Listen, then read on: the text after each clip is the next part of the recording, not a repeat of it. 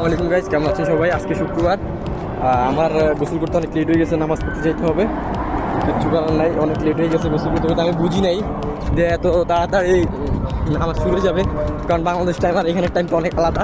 তাই আমি দৌড়াই দিচ্ছি। এখন মাঝ হচ্ছে আপনার 12টা 7, মাত্র 12টা 7। আমি নামাজ পড়তে যেতে হবে, নামাজ শুরু হয়ে গেছে অলরেডি। গাইজ মাত্র নামাজ শেষ করে বেরোলাম। আমি নামাজে গেছি 12টা 7-এ, নামাজ স্টার্ট হয়ে গেছে আর চলে আসছি হচ্ছে এখন বাজে হচ্ছে 12টা 20। অল্প কিছুক্ষণ টাইমের ভিতরেই সব কিছু ক্লিয়ার।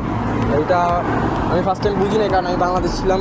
বাংলাদেশে যেহেতু আপনার 12টা ওতে আপনার 12:30 আজানে দিত, আর 1:40 আপনার জামারটা স্টার্ট হতো, তাহলে ওই হিসাব আর এখানে ক্যালকুলেশন অনেক আলাদা।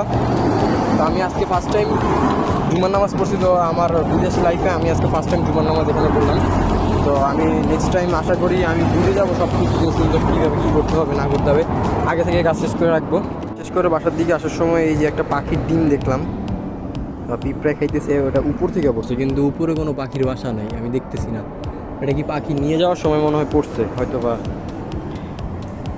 এই যে নামাজ শেষ করে রুমে চলে আসলাম। আজকে বাবার সাথে লাস্ট ডে এখানে, আজকে এখানে লাস্ট ডে আমার। লাস্ট ডে বলতে কি আমি চলে যাবো হচ্ছে কিছুক্ষণ পরেই, মানে 4টা 4:30টার দিকে এখান থেকে বের হয়ে যাব।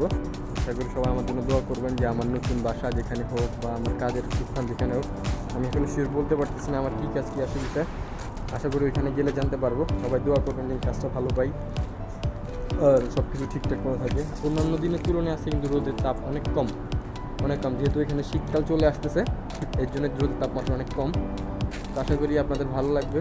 তো আমি আজকে যাবো বিকালে কিন্তু আমার নিজ বাসায়, সেখানে কোন জায়গায় থাকবো কী আসলে সব কিছু আপনাদেরকে দেখাবো, চিন্তার কোনো কারণ নেই। সবাই আমার জন্য বেশি বেশি করে দোয়া করবেন, আর কী হয় না হয় সব আপডেট আমি আপনাকে জানাবো। তো এখন বাসায় আসছি, বাসায় ঢুকি পরে আপনার পুরো লাঞ্চ হচ্ছে আমাদের গরুর ভাত আর এই যে সবজি। এই গাইজ বের হয়ে গেছি বাসা থেকে যাওয়ার উদ্দেশ্যে। আমার এখন গন্তব্য হয়েছে মাহাবুল্লাহ সিটি। মাহাবুল্লাতে যাবো। বাইরে গেছি, বের হয়ে গেছি অলরেডি মাহাবুল্লার উদ্দেশ্যে। আমার গন্তব্য এখন মাহাবুল্লাহ, কারণ আমার যে বাসা আছে ওটা হচ্ছে মাহাবুল্লাহ সিটিতে পড়ছে। তো আমরা এখন চলে যাচ্ছি শার্ক থেকে মাহাবুল্লাহ সিটিতে। তো কীভাবে যাব সেটা আসলে এখন শিওর। ট্যাক্সি আছে, ট্যাক্সি দিয়েও যেতে পারি, নইলে লোকাল বাস দিয়েও যেতে পারি। দেখি এখনও কনফিউজ কী দিয়ে যাই, দেখি সামনে যা দাঁড়াই। ট্যাক্সি পেলে ট্যাক্সি দিয়ে যাবো, নইলে আপনার বাস দিয়ে যাবো, দেখা যাক। চলো আমার সাথে। যে ট্যাক্সিটা আমরা ভাড়া করছি 3.5 টাকায়, মানে 1200 টাকা।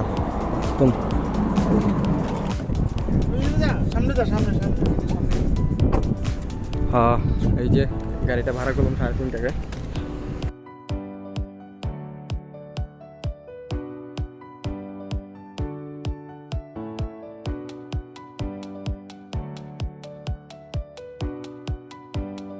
চলে আসছি, আমরা নেমে গেছি।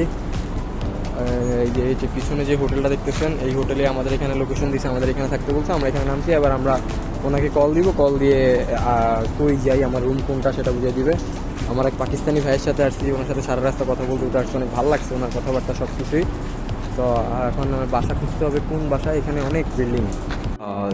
তো গাইজ এই হচ্ছে লিফট, আর এই হচ্ছে আমাদের পুরো ফ্ল্যাট। এখানে ওই পাশের ফ্ল্যাটটাতে 3 রুম আছে, এই পাশের ফ্ল্যাটটাতে 3 রুম আছে। এটা হচ্ছে 14 নম্বর রুম ফ্ল্যাট। এই ফ্ল্যাটের ভিতরে আমরা যারা থাকছি, এটা হচ্ছে আমাদের রুম। এই হচ্ছে আমাদের পুরো ইন্ডিয়ান বাসাটা। মূলত এটা নতুন, একদম নতুন একটা বাসা, এখানে আগে ছিল। এটা হচ্ছে আমাদের পাকঘর, কিন্তু আমাদের সিলিন্ডার দিয়ে গেছে কোম্পানি, কিন্তু এখনও চুলা দেয় নাই। এখান থেকে বাইরের যে ভিউটা আছে, এই যে বাইরের ভিউ,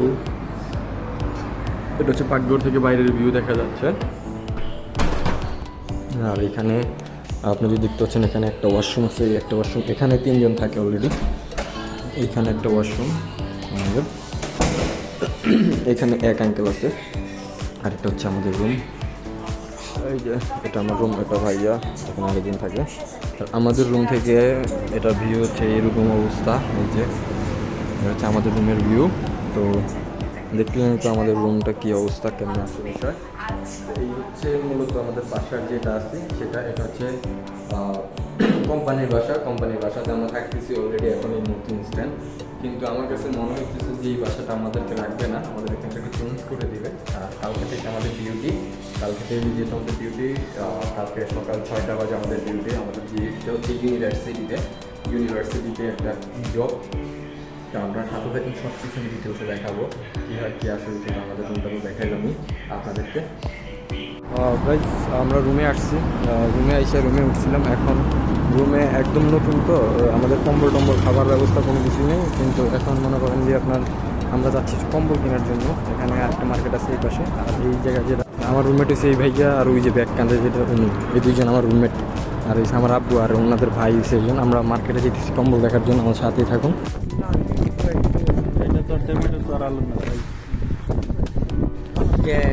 ওই যে গাইজ আমরা কম্বল নিয়ে নিলাম।